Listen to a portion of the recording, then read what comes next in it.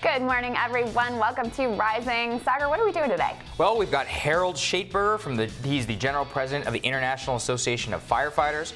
We have YouTube algorithms and children. Interesting. And we have President Trump making some new comments. Sounds like a good show to me. You might want to stick around for it.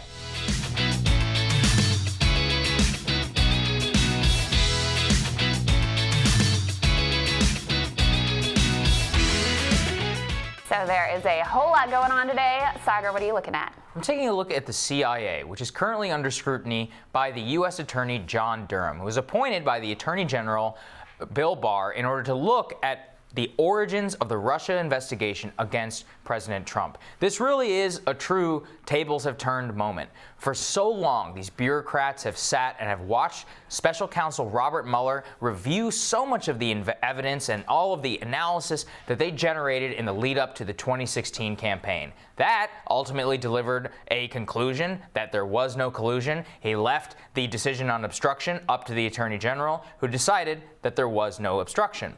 However, the decision to interview some of the CIA officials has caused anxiety amongst the ranks of the CIA. The New York Times, who broke this story, writes, quote, "It has provoked anxiety in the ranks of the CIA. Senior agency officials have questioned why the CIA's analytical work should be subjected to a federal prosecutor's scrutiny." Yes, why should an analytical work dealing with some of the most sensitive intelligence in the United States government, which was then used to make a political determination that Vladimir Putin aspired to help President Trump become elected, not be up to scrutiny? This reminds me of the interrogation program, when the CIA did everything in its power in order to stop any of its internal communications, including shredding documents which were subpoenaed by Congress from ever coming to light. It's strange to see any government official, and especially members of Congress who have the ability of oversight, defending people who have vast powers enumerated by the federal government and not wanting to review any particular malfeasance just because of a political conclusion. Now, they need to be released before 2020. One of the biggest problems with the Department of Justice, and the problem with delaying this internal review in the first place, is that it could be the final weeks of the 2020 campaign, Krystal, and we'll have the conclusions about the 2016 campaign. That would be just as inappropriate at James Comey's last-minute letter in the final weeks of the 2016 campaign. I don't think any of this stuff should be coming out even 90 days is about the time frame in which any of this information should try and come to light. Yeah, well, here's the issue. I agree with you that the CIA should be subject to scrutiny. I think the FISA court in particular needs to be looked at. I think that's something that Democrats and leftists who were concerned about such issues, of civil rights and of government overreach under the Bush administration should be concerned about it now as well. However, there is no confidence that Bill Barr is a neutral arbiter, and there was all the expectation in the world that whatever comes out of this probe is going to be slanted in the most favorable light to the president, the most negative light towards the intelligence agencies, and is going to be used as a political weapon. Well, there's no way that you can slant facts. So if it turns out that a CIA official was padding evidence, I remember John Brennan. There's lots of ways you can pad facts. Are you kidding me? John Brennan has been out there screaming about collusion, saying that he had all this information. It all turned out to be complete.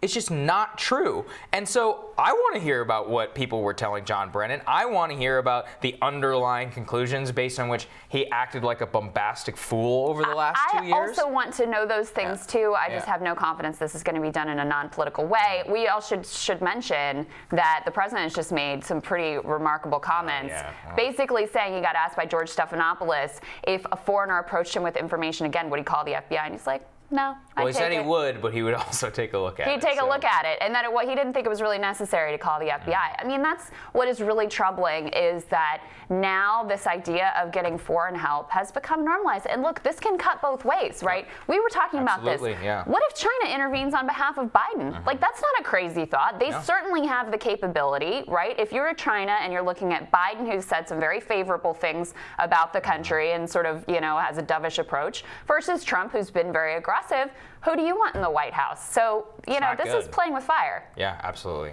What are you taking a look at, Krystal? I have a little bit of a higher level look today, and this is based on a column that's going to be published at thehill.com later on today from me. So, speaking of Joe Biden, he has this view of Donald Trump that he's just a moment in time, and if we can just get him out of the White House, then things will go back to quote-unquote normal. Let's take a listen to the vice president. Folks, the fact of the matter is that 4 years of Donald Trump will be viewed as an aberration in American history. 8 years will fundamentally change who we are as a nation and how we're viewed around the world. Joe Biden could not possibly be more wrong on this front. And I respect the former vice president. I think he's a good man. I think he's a decent man. I think he was a good vice president to Barack Obama.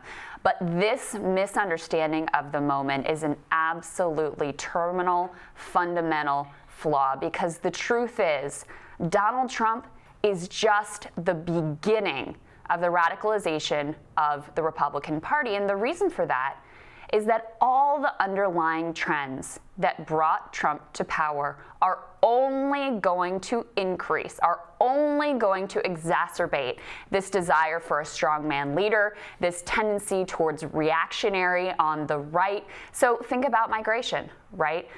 Trump has basically had to gin up a migration crisis. But the reality is, with climate change, with famine, with drought, and also with our own organic demographic change, we are rapidly becoming a majority-minority country. And there are a lot of people who are not comfortable with that and seek a strongman leader to try to put things back in place. Also, the economics, the bifurcation of our economy that leads to a small minority taking all the gains and everybody else left to struggle and scrape, that is also only going to get worse and worse as automation increasingly comes to the fore and globalization continues to move jobs from here overseas. So my message is just buckle up. Look, it's not that those forces have to win, but you have to understand just getting Donald Trump out of the White House is not nearly going to be enough. This is the new direction of the Republican Party. And Saagar, look, turn off cable news, right? Young Trump enthusiasts are not watching Fox News. No. They're going to YouTube. Sure. And you look at what's on YouTube, it is way further out there than what you see anywhere on cable. They are not concerned with Russia. They're not concerned with any of the things that they're not even concerned particularly by trade, which is what some of the white working class. They're looking at this as a purely cultural moment. Right. It's like a fight for the soul of the country, which is, with the campus stuff, with free speech, with the far left and the far right on college campuses. That is really where the future battleground is, right? I couldn't agree with you more that the former vice president has it so wrong. And we all know why he has it that way. And it's because his whole paradigm of politics is the politics of yesterday. That's right. And if you really examine how we got to this moment, then people like Joe Biden are culpable. Yeah. Right? So he can't admit the reality of the moment we're in. And it's interesting because, a lot of his views so far he's been kind of mushy on, where is he on climate change, on women's reproductive health, et cetera. To me, this is kind of the beating heart of what he actually believes. He really believes if we can just get him out of there, then we can go back to business as usual. The fact of the matter is, Americans don't want business as usual. That's true. Next up on Rising, many lawmakers promise to never forget 9/11. Critics, though, are saying that Congress is actually doing exactly that. They are by requiring the fund, which covers most first responders' medical costs, to face financial scrutiny every 5 years. The president of the International Association of Firefighters explains more when Rising continues.